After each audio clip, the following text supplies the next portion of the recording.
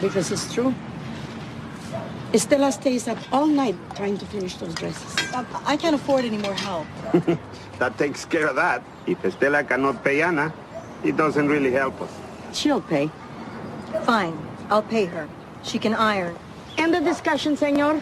Who wants cake? Yo quiero. Y uno grande, eh? Take a small one. Mr. Guzman, what are you doing here? Are your parents here? Yeah, but I told you Ana, ¿quién es? Buenas tardes, señor. Señora. Soy Luis Guzmán. Fui el maestro de inglés de Ana. I speak English. I'm sorry. Ana is an excellent student. I'd like to see her continue her education, go to college. Mr. Guzman, of course we want Ana to get educated. We have already discussed that amongst our family. But we need her to work now. She can go to college later. Senor Garcia.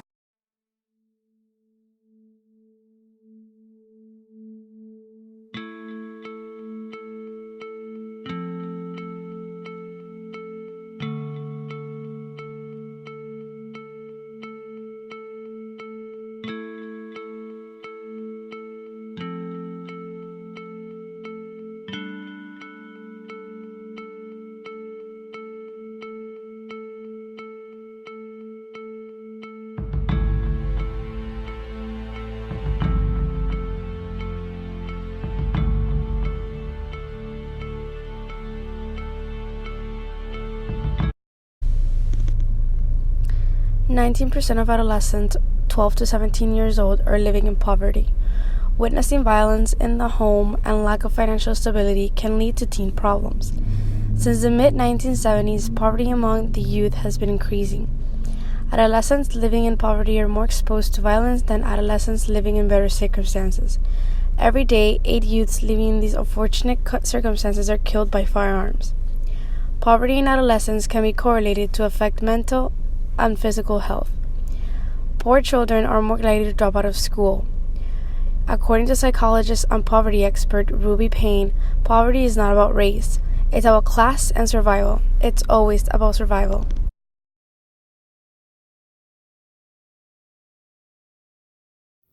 Adolescents growing up in poverty are more at risk of developing serious health issues well into adulthood. A lower level of neighborhood affluence is, in adolescence, the single strongest predictor of biological risk for health problems in adulthood. Chronic exposure to poverty leads to an increased risk of mental health disorders in adolescents, such as depression.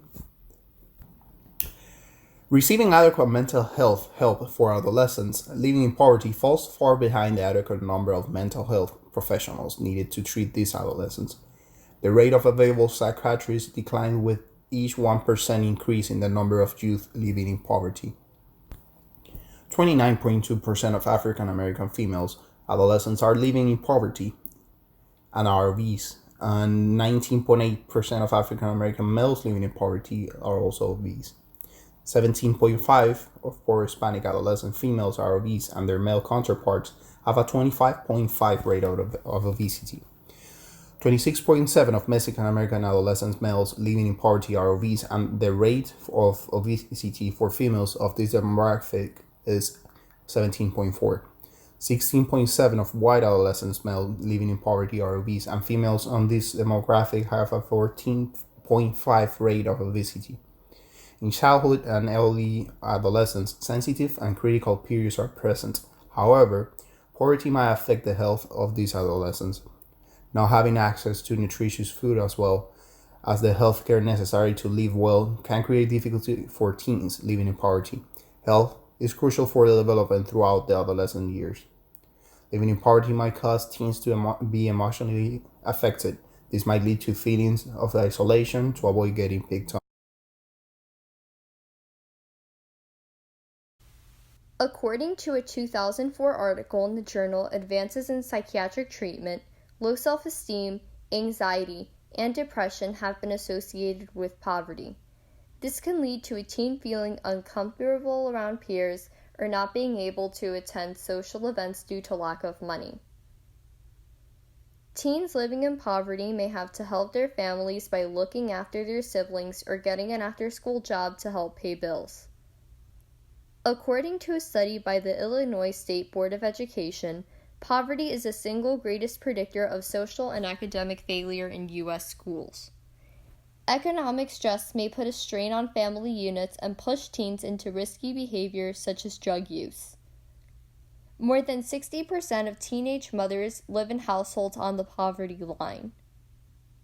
About 66% of teen mothers who move out of their parents' home are living in poverty. Since the American economy is capitalist, economic success is encouraged. Those who don't achieve this level of success tend to have a harder time buying the latest technology or nice clothing. This affects teens living in poverty since social comparison causes them to compare themselves with peers that are better off financially. Families living in poverty may have to move quite often.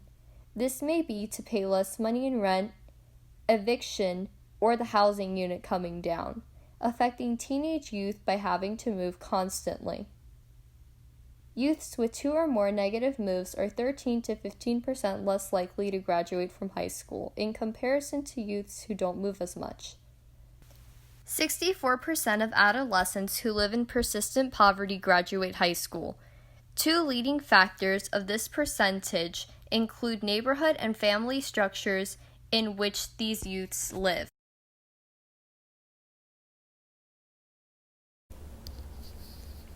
In 2015, approximately 20% of children in the United States lived in poverty, according to the U.S. Census Bureau. That is to say, nearly 1 in 5 children were part of a family that had a household income of less than $24,000 a year. Other data pertaining to the federal government's free and reduced lunch program suggests that a staggering 51% of pre-K through 12th grade students reside in low-income households. In both instances, the notion that public school classrooms across the U.S. are replete with economically disadvantaged students poses important questions and challenges. Furthermore, data show that low-income students are 5 times more likely to drop out of high school than those who are high income, and 13 times less likely to graduate from high school on time. The U.S. Department of Education reported in 2011 that more than 40% of low-income students do not get a fair share of state and local funds. At the time, former Secretary of Education Arne Duncan acknowledged that, in far too many places, policies for assigning extra support, resources, and teachers to low-income students and need perpetrated the program rather than solving it. Many children raised in poverty enter school a step behind their well-off peers. The cognitive stimulation parents provide in the early childhood year is crucial, and as we have seen, poor children receive less of it than their well-off peers do. These have been linked to underdeveloped cognitive, social, and emotional competence later in childhood, and that have been shown to be increasingly important influences on vocabulary growth, IQ, and social skills. Standardized intelligence test shows a correlation between poverty and lower cognitive achievement. Low SES kids often earn below average scores in reading, math, and science and demonstrate poor writing skills. Although the effects of poverty are not automatic or fixed, they often set in motion a vicious and stubborn cycle of low expectation. Poor academic performances often lead to diminished expectation, which spread across the board and undermine the children's overall self-esteem. The dramatic social-economic divide in education doesn't help matters. High poverty, high minority schools receive significantly less state and local money than the prosperous schools, and students in such schools are more likely to be taught by teachers who are inexperienced or teaching outside of their specialties.